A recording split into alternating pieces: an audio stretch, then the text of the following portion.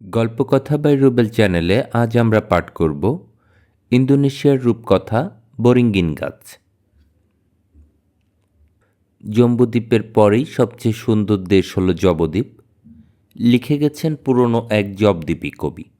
সেই জবদ্বীপের পুরাকালের এক রাজা, তার বড় রানীর ছেলে যমজাজা, দেবকুমারের মতন দেখতে, ছিপছিপে তালবৃক্ষের মতো গড়ন, হরিণের মতো দুরন্ত, বাঘের সাহস বুকে, আবার এত দয়ামায়া শরীরে যে দেখে সেই ভালোবাসে। শুধু একজন আর সে দু চক্ষের বিষ, তিনি হলেন রাজার ছোট রানী দেবী অন্দনা। অন্দনারও একটি ছেলে, কিন্তু যমজাজাই যে বড়, বড় হলে সেই বসবে সিংহাসনে। এই ভেবে রানীর মনটা নিরন্তর জ্বলে পুড়ে যায়। ভারী রূপরানী অন্দনার, এত রূপ রাজা তাকে চোখের আড়াল করতে পারেন না। তিনি রাজার সুয়োরানী। মনের মধ্যে ফুসে ফুসে শেষ অবধি একদিন অন্দনা আর স্থির থাকতে পারলেন না। বসলেন এসে রাজার পায়ের কাছে। কি হয়েছে রানী? রানী কথা কন না। কি হলো রানী তোমার? মুখ কালো রানীর। চাই কি নতুন মণিমালা, বনের তোতা পাখি? না মহারাজ, কিচ্ছু চাই না আমার। এত কালো কেন তবে মুখ? কিসের দুঃখ এত? আমার দুঃখ জেনে কি হবে মহারাজ? মেটাবো দুঃখ। মেটাবেন? মেটাবো, যদি মেটাবার হয় আমার হাতে। আপনি রাজা, আপনার অসাধ্য কি আছে মহারাজ? তাহলে মেটাবো তোমার দুঃখ। সত্যি? 3 সত্যি করুন তাহলে। সত্যি সত্যি সত্যি 3 সত্যি করলেন রাজা। তাহলে বলুন রাজা হবে রাদেন সমীজান। ছোট রানীর ছেলে রাদেন সমীজান। রাজা হঠাৎ দেখেন পড়ন্ত বেলার ছায়া এসে ঢুকেছে ঘরের মধ্যে। হঠাৎ যেন কেমন বাক্যহারা হয়ে গেলেন রাজা। মহারাজা! সম্বিতি ফিরে এলো তখনই। কি বলছো তুমি রানী? যমজাজা আমার বড় ছেলে, রাজ্যের সবার আদরের, আর এই বংশে চিরদিন সিংহাসন হলো বড়। কি বলবো আমি তাকে? বড় রানীকে, দেশের লোককে? তারা মানবে বা কেন? না রানী, এ বড় অসম্ভব কথা। রানীর মুখটা আরও আধার হয়ে উঠল। মহারাজ, সত্যি ভাঙছেন রাজা হয়ে। এই রাজবংশে কেউ কখনো সত্যি ভাঙেনি। মুখ নিচু করলেন রাজা। রানী বললেন, যমজাজাকে ডেকে বলুন, তোমার চারধারে ঘুরছে শত্রুর চর। আমি নিশ্চিন্ত হতে পারছি না এক মুহূর্ত। যাও, কটা দিন চলে যাও এখান ছেড়ে পাহাড় রাজ্যে। আর প্রজাদের বলুন, যমজাজা রাজা হত্যার ষড়যন্ত্র করেছে সিংহাসনের লোভে। খারাপ মানুষের মন্ত্র নয়। কালো হয়ে এসেছে ঘরবার, দ্বীপ জ্বলেনি এখনো। দাসদাসী ততষ্ঠ দাঁড়িয়ে দরজার পিঠে। আর নাই জ্বলল। একসঙ্গে ডুবছে কলশাক আর ফিরতি পাখির স্বর। অথই সাজের ঘোরের মধ্যে ডুবেছে। রাজার মনে হলো এক মুঠোয় 50 তীর ধরতে পারত যে হাত, আবার সেই হাত। পোশাকের মধ্যে গাটা তার ছোট, আলগা লাগলো। রানী বিলম্ব করলেন না আর। সেই রাতেই রাজার একান্ত ঘরে এসে জড়ো হলেন যত মন্ত্রী, অধ্যক্ষ, সেনাপতি, রাজ্যের যারা প্রধান। অবাক নির্বাক হয়ে শুনলেন ভাবনার অতীত ষড়যন্ত্রের কথা। আরও গভীর রাতে এলো রাজপুত্র যমজাজা। কিন্তু বাবা, আমায় কে মারবে এই রাজ্যে? আমি কেন পালাবো খরগোশের মতন? না রে না, ছেলে মানুষ তুই। পণ্ডিত ডেকেও যে গুণলাম তোর মায়ের কথায়। শুধু তো চরের খবর নয়, বরিক শাস্ত্রের বিধান না মেনে পারি? কটা দিন তুই চলে যা এখান থেকে। কিন্তু বাবা। না না, আর একটা দিনও না। উৎকণ্ঠে দাঁড়িয়েছিল সবে বিয়ে হওয়া বউ যমজাজার দেবী কেশুমো। তার দিকে চাইতে পারে না সহজ করে। কি হয়েছে গো তোমার? কাল আমায় চলে যেতে হবে রাজ্য ছেড়ে। কেন? কুসুম ফুলের আভায় কেশুমোর মুখ গাঢ় বর্ণ হয়ে উঠল আরও। কেন নেই কুসুমো, রাজার আদেশ। কালই? কালই। তুমি থাকো এই ঘরে, নয়তো বাবাকে বলে চলে যেও নিজের বাড়ি, যা খুশি। কেন? কোথায় যাব আমি একা একা? কেশুমো কাঁদতে বসলো পা ছড়িয়ে। আর কেশুমোকে কাঁদতে দেখে তারও যেন কান্না পেল। কিন্তু রাজার ছেলের তো কাঁদতে নেই। কাজেই পালঙ্কের বাজু ধরে দুজনেই বসে রইল দুই পুতুল মূর্তির মতন আচ্ছন্ন। প্রহণ পুড়তে লাগলো। সোনার দ্বীপের ছায়া উড়ে আসতে লাগলো তাদের মুখে। কারোর নজর পড়ল না। নিঃশব্দে যমযোজার শিয়রের জলের ভৃঙ্গারে ঝুঁকে পড়েছে ছায়ামূর্তি। জলে পড়ল 3 ফোঁটা নীলবিন্দু বিষ। 3 রঙিন মাছের মতন ঠেলে চলল তারা জলের তলায়। আবার নীলবর্ণ হয়ে গেল জল আস্তে আস্তে। নিঃসাড়ে ঘর ছেড়ে বেরিয়ে গেল ছায়াদেবী অন্দনা। কিছু নজর পড়ল না। শুধু যখন রাত ফুরোতে যায়, পর্দা ছিঁড়ে ঢুকতে চায় প্রথম পাখির ডাক। কেশুমো উঠে গা থেকে সমস্ত অলংকার খুলে ফেলল। ও কি কেশুমো? যমযোজা বলতে চাইল, কিন্তু গলা দিয়ে আওয়াজ বেরোয় না। শুকনো কাঠবুক। জলের গেলাস তুলে নিল শিয়র থেকে। ঢকঢক করে ঢালতে লাগলো গলায়।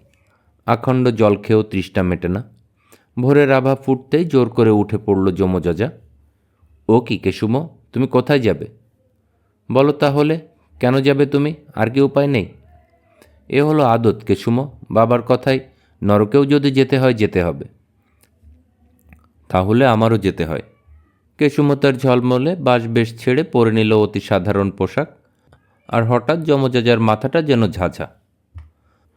রাজবাড়ির আঙিনায় ওদিকে ফুলের বাগ, ফুলবাগানের পিছনে ঝিল, ঝিলের ওপারে তেজপাতার বন, বনের মাথায় অরুণ সূর্যের মণিমুকুটের আভা। যমযোজার মাথাটা ঝাঁঝা করছে। কেন হচ্ছে এমন? মায়া, ঘর ছেড়ে বেরিয়ে যাওয়ার? আবার তো আসবো কদিন বাদেই। আসবো তো? না, আর দেরি না। এটা জেকে বসার আগেই, কারোর মুখ দেখতে পাওয়ার আগেই চলে যেতে হবে। ক্রাতন প্রসাদ ছেড়ে পথে বেরিয়ে পড়ল যমযোজা আর কেশুমো, খালি হাতে। সূর্যের পুরো মুখটা ভেসে ওঠার আগেই ওরা শহর ছাড়িয়ে গেছে।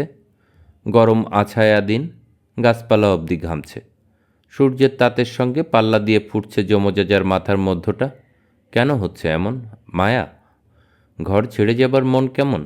রাস্তা উঠছে রুগ্ন আগুন পাহাড়ের কোল ঘেঁষে ঘুরে ঘুরে।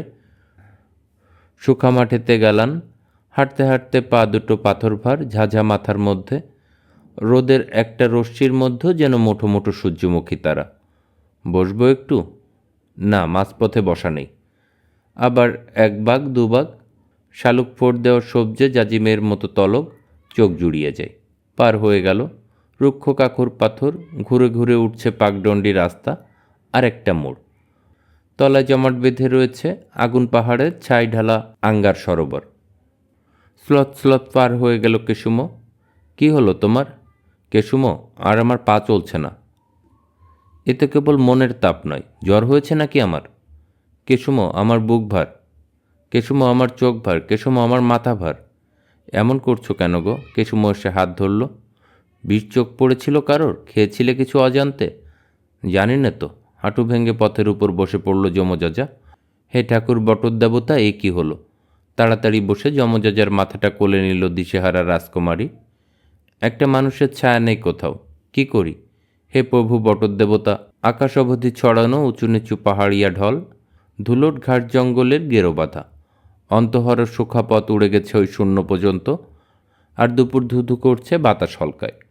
সেই জ্বলন্ত দুপুরবেলায় কেশুমের কোলে মাথাটি রেখে যমযোজা অজগর ঘুমে ঘুমিয়ে পড়ল। তার তপ্ত মুখ ছায়া করে রইল কেশুমোর হাতের ছায়া। তার গায়ের জ্বর জুড়িয়ে ফোঁটায় ফোঁটায় ঝরতে লাগলো কেশুমোর নিঃসার চোখের জল। আর তার মধ্যেই কে জানে কত প্রহর বাদে আলোর একটা লতার জাল উঠেছে হঠাৎ চোখের সামনে। আর সেই আলোর জাল ফুঁড়ে অপরূপ রূপবান এক। এ কি মানুষ, কিন্নর, দেবতা? কেশুমোর অসর গায়ে রক্ত চঞ্চল হয়ে উঠল সহসা। রাজকুমারী, আমি কমজাজা। ডাকছিলে আমায়? কমজাজা? বটর কমজাজা? কন্দর্পদেব? ভালোবাসার দেবতা? রাজকুমারীর চোখ দুটো আশায় জ্বলে উঠল। কিন্তু রাজকুমারী, আমি তো মরা মানুষ বাঁচাতে পারি না। চোখের জল, তাছাড়া কী বা বলার আছে কেশুমোর? তোমার জন্য তবে আমি চেষ্টা করব রাজকুমারী। দেবতাদের ডাকো রাজকুমারী। কেশুমো দেখল তার চোখের সামনে হঠাৎ আবার উঠে বসেছে যমযোজা।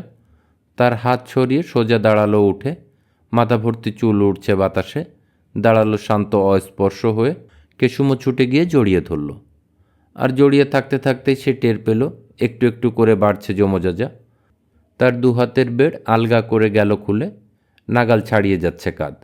রুক্ষ কর্কশ গা। কেশুমোর মাথার উপর ছায়ার মতো ধরা তার হাত দুটোয় গজিয়ে উঠল বিন্দু বিন্দু সবুজ অঙ্কুর। ভয় পেয়ে কেশুমও পিছিয়ে এলো হাত ছেড়ে, একটু একটু করে বাড়ছে তখনও। আস্তে আস্তে তার হাত দুটোর এধার ওধার দিয়ে ফুঁড়ে উঠল আরও অনেক হাত। মাথা ছাড়িয়ে গেল পাহাড় উঁচু। এক পা পিছোতে পিছোতে হঠাৎ দেখে বিশাল মহিরুহ, একটা মোটা গুড়ি, হাজার ডালপাতা ঝুড়ির জঙ্গল গায়ে জড়িয়ে আকাশ ফুঁড়ে দাঁড়িয়ে আছে। কেশুমও পাষাণ হয়ে দাঁড়িয়ে শুনতে লাগলো দৈববাণীর মতো কমজজার কণ্ঠ।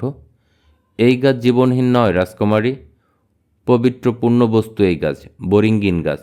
কষ্ট পেও না রাজকুমারী, সারা জবদ্বীপে ছড়িয়ে যাবে এই গাছের বীজ।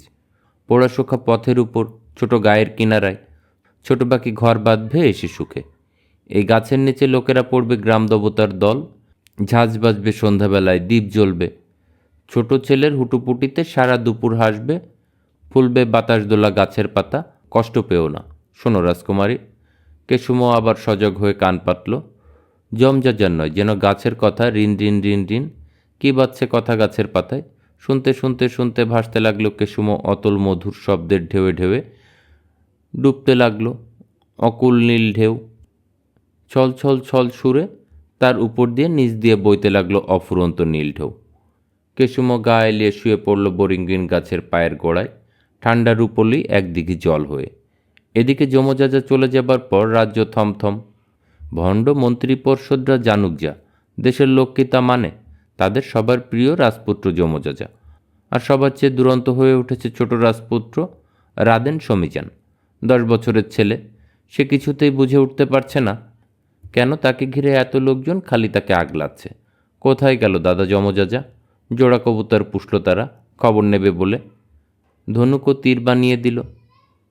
নিজে মুখে কথা দিয়েছে তাকে নিয়ে যাবে এবার মৃগয়ে, নাকি চলে গিয়েছে পাহাড় রাজ্যে, সে আবার কোন রাজ্য? খালি আগলাচ্ছে এসে মা, বলে যাচ্ছে থেকে থেকে, এধার সেধার ছুটোছুটি করিস নে বাবা, তুই রাজা হবি মানিক আমার। তার আর কাজ নেই তো। কখনো সবার চোখ এড়িয়ে দাদাকে খুঁজতে বেরিয়ে পড়েছে সমীজান, কেউ টেরও পেল না। সারাদিন সারা রাত না জানা পথ, না জানা বন, উঁচু নিচু পাহাড়িয়া, ঢেউ ডিঙ্গিয়ে চলেছে সমীজান। গাছের আড়ালে বাঁকের আড়ালে দৌড়ে আসে, দাদা গেল কোথায়? কিছুতেই যখন আর পায় না, ভাবল অনেক তো পারেন ওই যিনি আকাশের পর থাকেন, ওই ঠাকুর। যদি আমায় পাখি করে দেন তো উড়ে গিয়ে দেখি রাজ্যটা, দেখি কোথায় যেতে পারে দাদাটা আমার চোখ এড়িয়ে। আর ভেবেছে কি, আকাশের দেবতা করে দিলেন তাকে সুন্দর ছোট পাখি। খুশি ঝিলিয়ে উড়ল পাখি আকাশে। দক্ষিণে উত্তরে সাগরকূলের তালসুপুরির শিওর ধরে টিলা পাহাড়ের আলসে ঘেঁষে উড়ে চলল পাখি। তারপর একদিন বসলো এসে বরিঙ্গন গাছের ডালে। গাছতলায় রূপলি জলের এক দিঘি, কিন্তু তার দাদা কোথায়? পাখি চিৎকার করে ডাকল, কাকা গাতং। সুলিনবাসীর সুরে পাখি চিৎকার করে উঠল, দাদা কই গো, দাদা কই গো। বরিঙ্গিন গাছের পাতায় রিন রিন রিন শব্দে মরমর বেজে উঠল। দিঘির জলে ঝাঁপ দিয়ে পড়ল গাছের পাতা, একে বেঁকে নেচে দুলে ভাসতে লাগলো মরাই হাঁসের সার। দিঘির পাড়ে পাড়ে নাকসরিয়ার করবীর আর পুরক ফুলের পাপড়ি উঠতে লাগলো মজার খেলার ঝোঁকে। আর সেই পাখি কি বুঝলো সেই জানে। সারাদিন ধরে সে শুধু ডাকছে কাকা গাতং, কাকা গাতং। তারপর সাজ এসে আবছায়া ডালপালা ঢেকে তাকে লুকিয়ে ফেলল। গল্প পাঠ ভালো লাগলে চ্যানেলটি সাবস্ক্রাইব করুন।